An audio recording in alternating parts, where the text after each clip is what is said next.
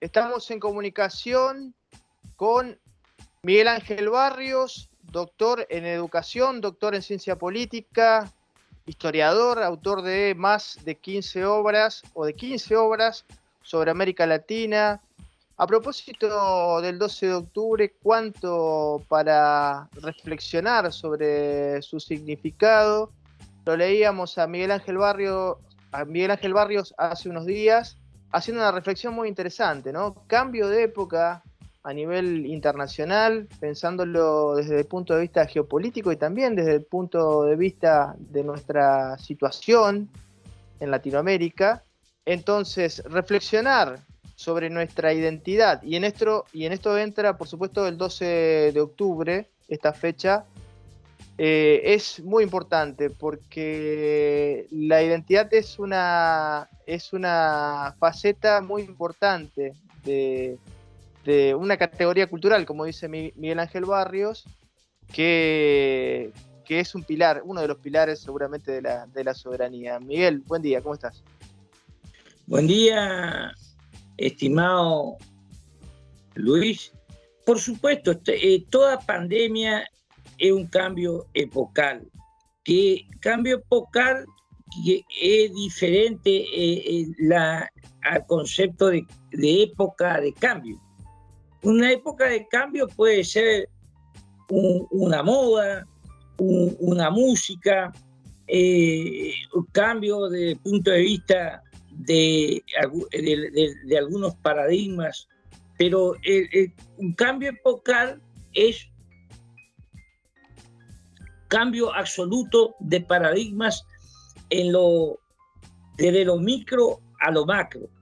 Y la pandemia del COVID, sin ninguna duda, significa una crisis sanitaria, una crisis socioambiental, una crisis económica social y una crisis de reconfiguración del orden político mundial. Esto ha sido así desde que existen las plagas y las pandemias hasta hoy que estamos ante una pandemia. Entonces, un Estado es un poder cuyo principal, ese poder en función de su grado de poder, tiene mayor o menor capacidad de autonomía. La soberanía es la autonomía posible en una globalización interdependiente y asimétrica. Y desde ese punto de vista, la cultura que implica la forma de ser del nosotros, que es el conjunto de elementos materiales y espirituales de un pueblo, constituye la identidad del Estado. Es la dimensión más profunda de la soberanía de los pueblos, es la cultura. Luego está el poder político, el poder económico, el poder científico-tecnológico, el poder militar, pero el poder cultural es el poder intangible que le da volumen a los otros poderes. Por eso es muy importante tener en claro el tema de la identidad, en la cual insistimos permanentemente.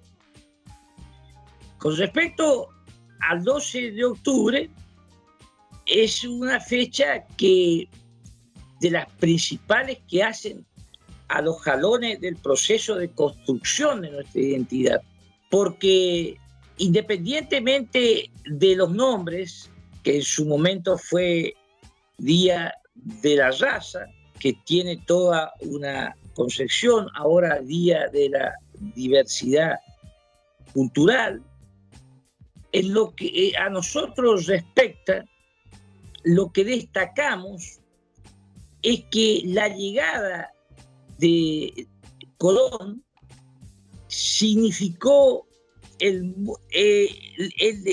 mutuo descubrimiento de culturas y al mismo tiempo la irrupción de la autoconciencia de la totalidad del sistema terrestre como totalidad. Hasta antes de Colón no se tenía noción de la autoconciencia. Habían llegado los vikingos, habían llegado los aborígenes, los indígenas, no son originarios de América, sino que vienen de Asia y África en la primera globalización a pie durante miles de años en diferentes oleadas. Entonces, cuando llega lo ibérico y al poco tiempo hay autoconciencia de que se está ante en otro continente, el Nuevo Mundo se le dice, pero o América, por Américo Vespucio, sí, o las Indias, lo que se inicia es un proceso único de mestizaje, quiere decir mezcla, desde el primer día, biológico y cultural.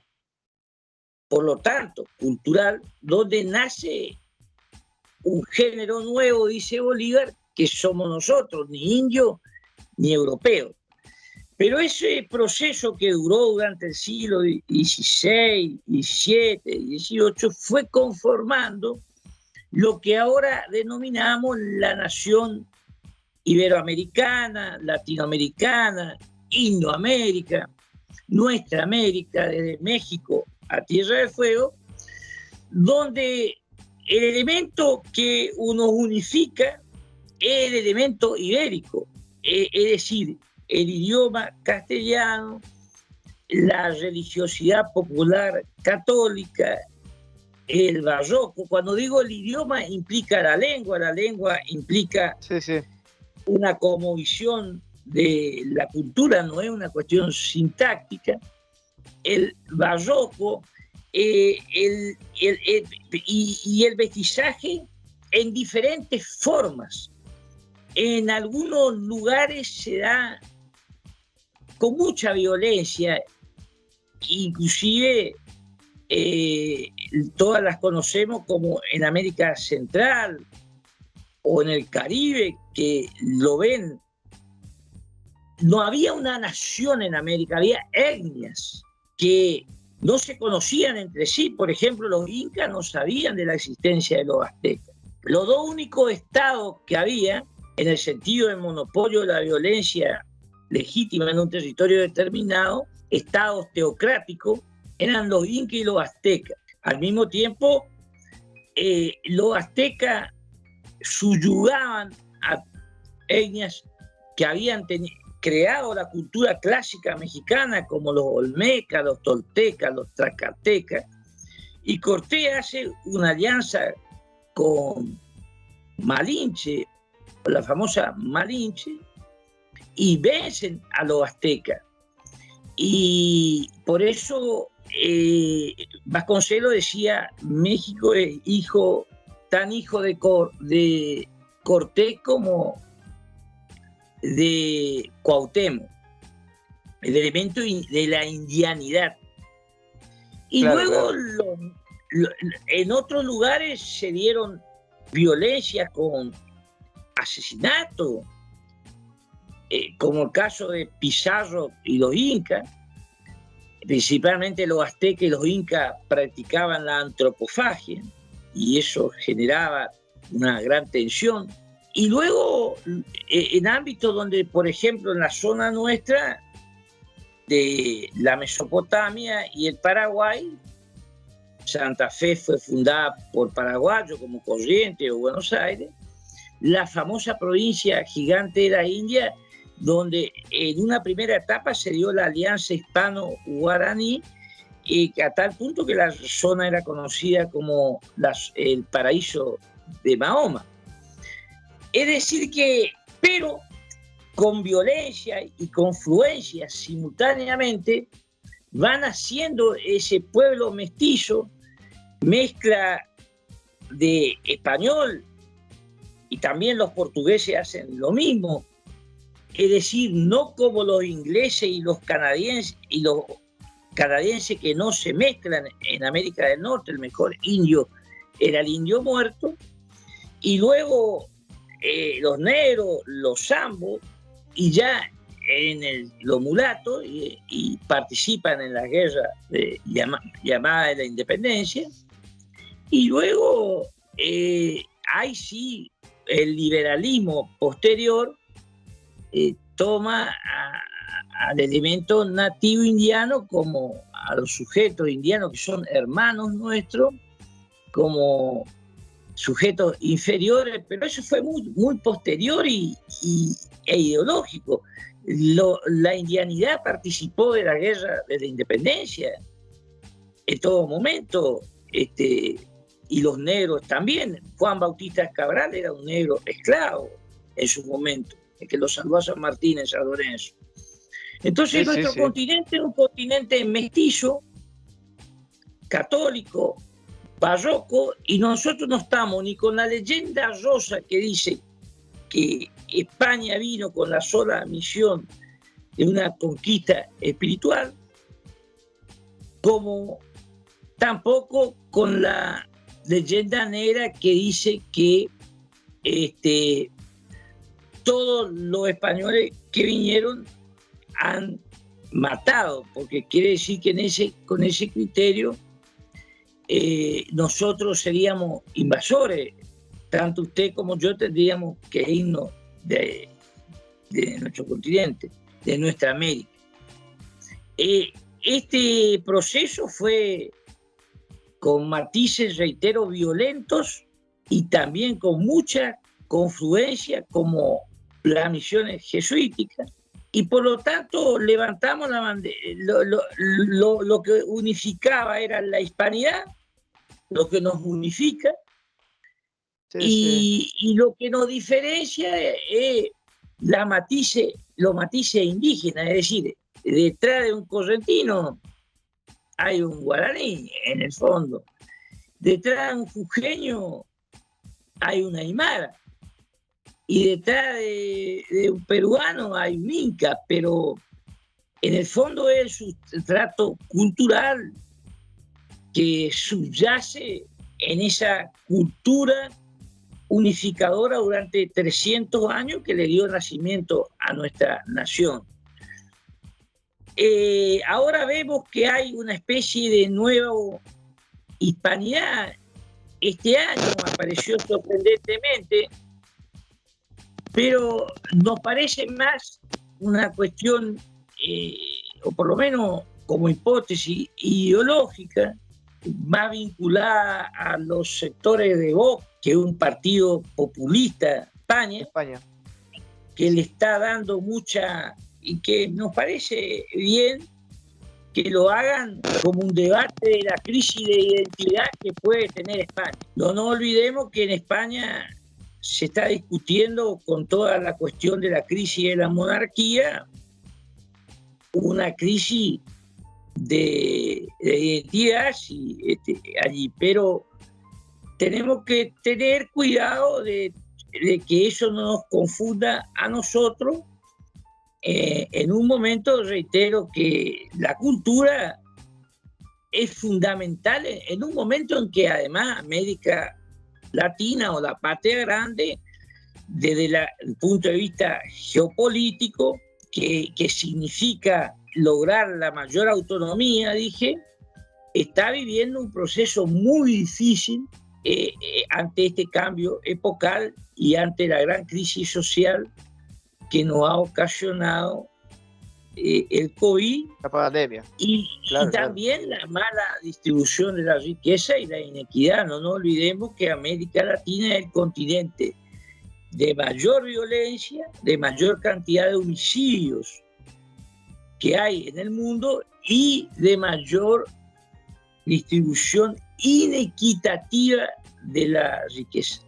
No el más pobre es África, sino de mayor distribución inequitativa. Miguel Ángel Barrios, doctor en educación, doctor en ciencia política, realmente muy interesante y muy necesaria estas reflexiones en un momento donde hay como decía Miguel recién, un resurgimiento de posturas puristas, ¿no?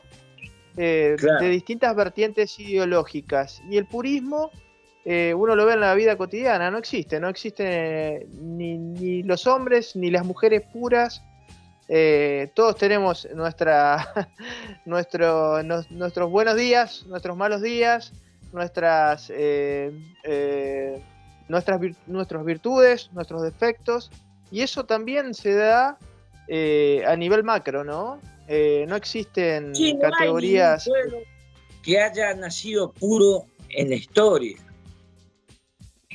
Nosotros resultamos de esta fusión del mestizaje, por lo tanto es importante, en este caso, en base a lo que usted está diciendo, de que así como el indigenismo, que no nace ahora, es un fenómeno de la década del 20, del 30 y del 40 en sectores de la izquierda de los partidos comunistas, que en la política de instrumento de la Unión Soviética veían naciones por todos lados como una manera de nueva balcanización, Claro, claro. nueva fragmentación, y planteaban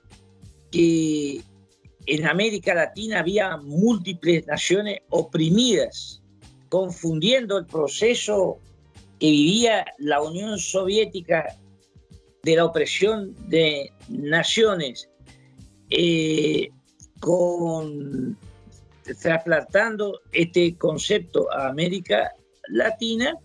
Empezó el indigenismo, que se fue ahondando luego con las carreras de antropología social, que nace como carreras de ciencias de la cultura en los 80, en los 70 y 80, y que tuvo su verdadero apogeo en los 500 años, en la cual plantean que el último día de la libertad de América fue el 11 de octubre, como que la guerra recién hace su aparición el 12 de octubre con los españoles, que se vivía un paraíso de Edén, claro, un jardín de Edén en América, y que no existía América todavía, uno lo dice en forma didáctica. Y eso fue muy fuerte, inclusive porque tuvo una cobertura internacional con la socialdemocracia en época de Alfonsín acá en la Argentina, y con un disco, Víctor Heredia, que tuvo mucho éxito, Taquí Ongoy, que es una palabra incaica que hace referencia a la violencia. Entonces el indigenismo tomó una fuerza muy grande en esa época, en donde se vivió inclusive proceso de incipiente de neofragmentación, donde en algunas provincias argentinas presentaron, por ejemplo, en Misiones, el tema de que se cree una provincia guaraní. Esto también un poco se vivió en el Congreso Pedagógico, en la Convención Constituyente del 94, en Santa Fe. Miguel, sí. Se nos termina el tiempo, Miguel, pero queda claro el concepto sobre esta temática, que es realmente apasionante. Te vamos a volver a convocar seguramente en otro momento y te agradecemos estas reflexiones. Bueno, un abrazo y muchas gracias.